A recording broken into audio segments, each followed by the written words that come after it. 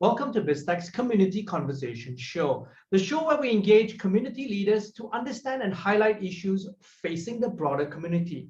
Today's conversation is about Special Olympics. Special Olympics is a non-profit charitable organization that provides year-round sports training and competition in a variety of Olympic-type sports for children and adults with intellectual disabilities. Aside from sporting activities, it is the world's largest provider of healthcare to people with intellectual disabilities. Now, here to tell us more is Dipak Natali. He's the Regional President and Managing Director of Special Olympics Asia Pacific. Dipak, welcome to the show. Hi, Brian. Nice to be here. Now, Dipak, for a start, could you tell us a little bit about the Special Olympics and its history? Sure. I think your introduction was really good. I mean, essentially, we're a sports organization, as the name would suggest, but we work with people with intellectual disabilities. That's people with an IQ below 70. And our focus, though, isn't really on high performance, elite level sports competition. It's really about giving people with an intellectual disability a chance to play and to explore their own potential. I guess, you know, when we're talking about people with intellectual disabilities, they're some of the most marginalized and isolated people in society. So it's really about giving the sports field as a means to addressing that and seeing how isolation can be minimized as a result of play and enjoying what sport means. Now, could you give us a perspective of the scale of your operations in the Asia Pacific region and also how you're funded as an organization? Sure. So we work in Asia Pacific, we work in 35 countries, spanning all the way from Afghanistan in the west, right the way through to Samoa and Guam in the Pacific Islands in the east, far reaching as we go. And our work is really, it's all privately funded at the global level. We do what we actually do is we're a federated model. So each country is an independent organization in itself, and they would be looking at ways in which they can support their work in their country, either through charitable donations or really looking at ways they can access grants or government support as well. So very much looking at an independent network that is brought together by the Special Olympics family at the regional and global level. Okay, and who would you define as your key stakeholders regionally? So obviously the athletes themselves we work with through our country programs. So we work with volunteers and staff at a very local level. And our intent and our support system really at the regional level is to give those country programs, those countries, volunteers and staff, the best support they can have in supporting those people with intellectual disabilities directly. So that will revolve around providing them with grants and resources, but also around looking at quality standards with them, mapping out what it looks like in their country to work with people with intellectual disabilities and engaging them in our activities. So essentially, this is all about capacity building. Absolutely, yeah. Our work is very much around focusing on how charitable organizations in each of these countries can be supported and guided into supporting people with intellectual disabilities. So very much capacity building in the purest sense, I think. Now, you've been in the non-profit space career-wise for a while. Tell us about your personal journey with the Special Olympics and how it all began. Okay, well, I guess, Brian, you know, where I started, I mean, as a youngster, I'd always been interested in I guess, social justice, you know, the idea that we can all have an influence on making the world a fairer and a fairer place, that everyone gets an opportunity to reach their full potential. So my journey with Special Olympics really started after I'd left university and I'd already been in the nonprofit sector for a few years. And there was this organization that used sport as a means to leveling the playing field for people with intellectual disabilities, people that would otherwise not get a chance. So that was way back in 2006 in Europe. And I moved out to the Asia Pacific region and I'm based in Singapore since 2013. Now, Dipak, for the benefit of the audience, and a lot of people don't have much exposure to people with intellectual disability. Can you walk us through some of the challenges facing the community and their families? Yeah, so, you know, as I mentioned, people with intellectual disabilities, they tend to be highly marginalized and isolated. And that's really as a result of people not really feeling that they have much to contribute to society because they may find it difficult to learn. So how far can they achieve anything? And whilst that's a bit of a generalization, I think it really does sum up the lack of development opportunity that anyone with an intellectual disability might face. There are so many barriers that prevent them from saying what they feel, to being able to talk to someone about what they might want to aspire to be, and then being able to follow through on that. And then that permeates society more generally. You know, there aren't many people with intellectual disabilities that are able to speak up and on behalf of people with intellectual disabilities out there. There is the idea of lobbying. How many people with intellectual disabilities do you see in the wider community that are having that influence on their community or society? And so when we're looking at, you know, trying to give a sports opportunity to a person with intellectual disabilities, it's a lot more than that. You know, our work sort of spans what healthcare looks like for a person with intellectual disabilities. We provide, as you mentioned at the beginning, we provide healthcare access to people with intellectual disabilities through our work. We also look at leadership skills and building those people with intellectual disabilities to be more independent or be able to speak out on issues they feel strongly about. And these are things that within this community, there's a real lack of. And how is it in Asia as compared to the West in terms of how the community is actually engaged and the access that they have to healthcare? Yeah, I think it's, you know, again, you know, I want to avoid any generalizations, but what we're looking at is that access to services for people with intellectual disabilities is a global issue. But in Asia in particular, things such as stigma, how people may feel that they can't talk about intellectual disability, they can't mention that a parent may find it difficult to talk about the fact that their child is struggling at school and therefore there may be a condition, a learning condition which they have, which prevents them from participating. Those things people in Asia tend to find quite difficult to talk about. So that compounds a lot of the issues that we're talking about. It's this sense that we can't really express ourselves about this issue, and that actually makes it very difficult for us to tackle this head on. And I want to take a look at technology now, because technology has really impacted the lives of all of us, particularly because of COVID. How has some technological advances helped people with intellectual disabilities?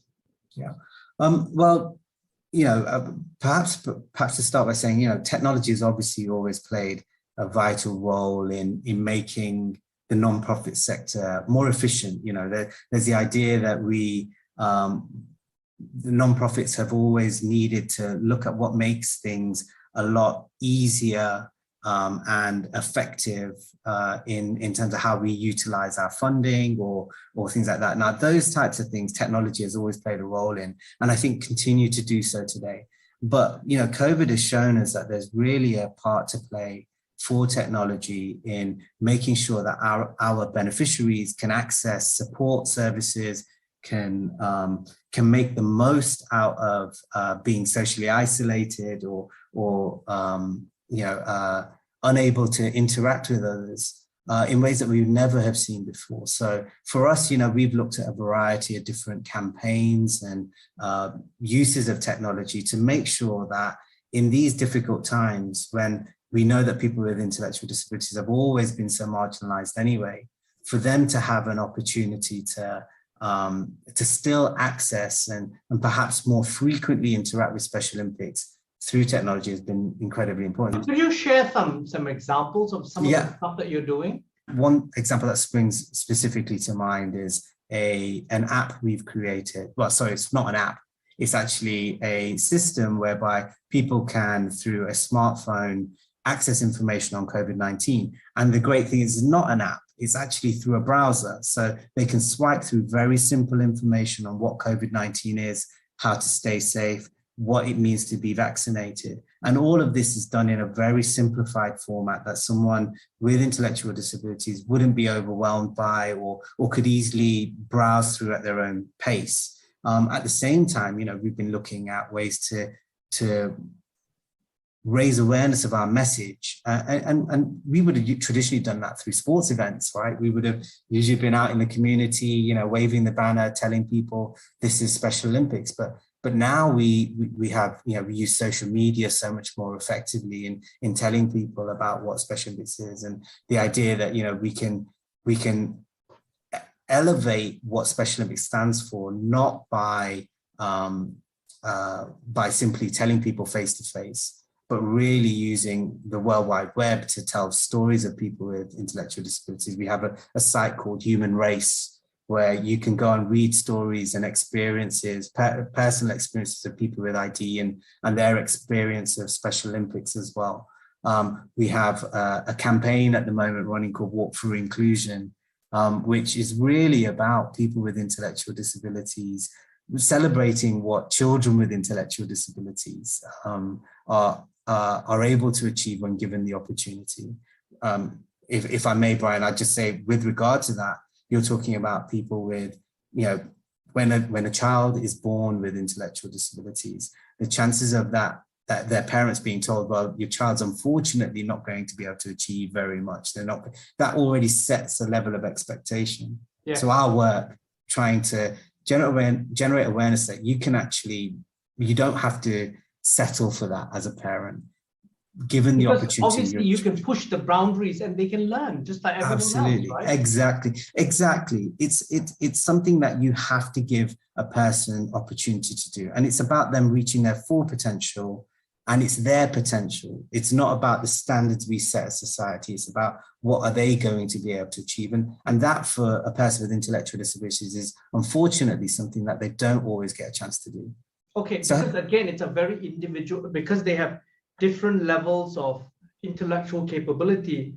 That's a very bespoke ability, isn't it? And that's potential is based on that baseline ability. Exactly. And that's what our ideals and our principles are based on at Special Olympics. It's about how society accepts a person with intellectual disabilities, not the other way around where we're looking to improve them. It's about giving them the chance to develop themselves, but it's also about how society accepts them. And those two things come together, and they come from two different angles. And usually on the sports field, that's what we do. But now using technology, such as I've said, these campaigns and these opportunities to interact and make sure they're safe and able to develop, these are the ways we're doing that. Now, Dipak, I want to take a macro view now.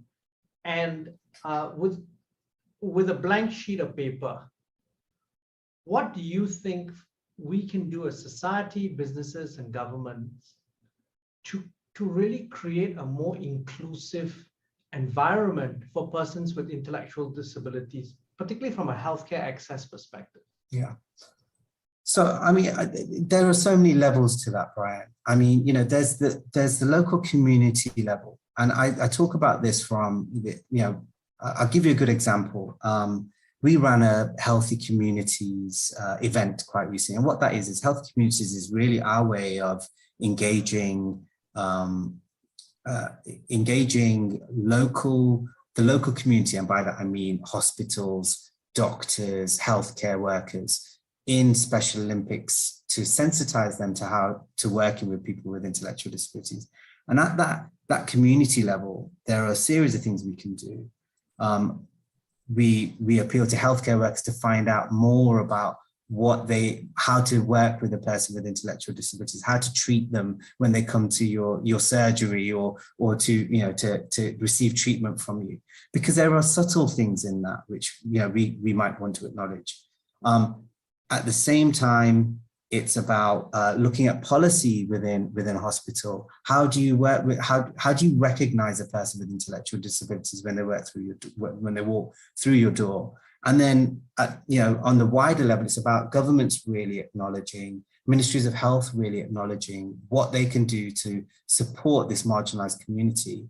And the example I wanted to tell you about was about an athlete that from Thailand who, for us, came to us, who we traditionally known because of the fact that they came to a Special Olympics event at the age of 8. And that was the first time they'd attended an event, and they were diagnosed with a heart issue. Up to that point, for the entire duration of their life, no one had recognized that the breathing difficulties that this athlete had had, the struggle physically to be able to participate in day-to-day activities, was anything more as a result of them not being able to communicate the issues that they were facing. And they hadn't seen a doctor about this that could really diagnose them and so forth. So it wasn't until they attended a Special Olympics event at the age of 8 that a doctor saw them, knew how to treat the athlete, how to take care of them and help them to understand how to talk to them and so forth, that they were actually able to recognize what the issue was. And since then, that athlete has gone on to do amazing things and is living a healthy life. So that's the type of thing that we're talking about here. And it's really about people recognizing people with intellectual disabilities, being aware and sensitive to what can be done and how we can support them. And that's the first step. And I guess the first and final step to inclusion, so. Now, Dipak, moving forward, what are your plans for Special Olympics Asia Pacific in 2022? So we are, obviously very cognizant of the fact that COVID-19 has a huge part still to play in everything in the region. We've been working as a team on the types of activities we're going to run and things like virtual competition, the idea of being able to host competitions where people can take part in Special Olympics activities at home is going to have a real role to play next year. Absolutely, because it will definitely make them feel less isolated. Yeah, absolutely. Yeah, and that's just it, because if you can virtually join a competition and do things such as, like, if you're, instead of playing basketball, see how many bounces and dribbles you can do, in a safe space at home. It's kind of the idea of looking at simple drills and putting that into a competitive, fun environment that anyone can follow. We'll also be looking at, we know that COVID has had a huge impact on obesity levels and, sedentary lifestyles for people with intellectual disabilities. And, we're going to be focusing very much on fitness activities, looking at ways we can complement home activity with something which is going to keep people engaged and having a fun experience alongside others in a fitness, from a fitness perspective. And then finally, just to point out that, if we're looking at one of the important things for most people, and what we're recognizing and some of our most recent research is suggesting, is that well-being of our athletes is mental health wise has really suffered. It's the idea that not only are our athletes themselves feeling even more isolated than before, it's the idea that their parents are also, as primary caregivers, are also suffering. So we've got to find ways and we are looking at ways that we can improve mental well-being by creating forums, virtual forums, where parents can come together and athletes can come together with a wider community to talk about their challenges and really feel as if they've got someone to talk to. So there's some of the things that we're looking at for next year, Brian. Dipak, it's been a really educational conversation. But before we leave, any final thoughts you would like to leave us with? Well, just for people to really take a look at some of the things that we've been doing. The Special Olympics Asia Pacific has been focusing on our campaign called Walk for Inclusion, where, as I mentioned, it's all about children and those first steps that they take. I'd love for people to get involved in that campaign as we hit the festive period over the next couple of months. And then also to look at Human Race, that's humanrace.asia, which is a site where you can read more about not just the work we do at Special Olympics, but really about giving some insight into what people with intellectual disabilities face. But yeah, that would be great, Brian, if people could do that. Thank you very much, Dipak, for taking your time to be on the show. No, I really appreciate the opportunity to talk to you, Brian, and it's wonderful to be able to talk about these issues with the wider community. Now, I've been speaking to Dipak Natali, Regional President and Managing Director of Special Olympics Asia Pacific, on Biztech Community Conversations Show. I'm Brian Fernandez. This video and podcast will be on our various social media platforms as well as our website, www.biztech.asia. Please like and subscribe to our various platforms. Thank you very much for tuning in.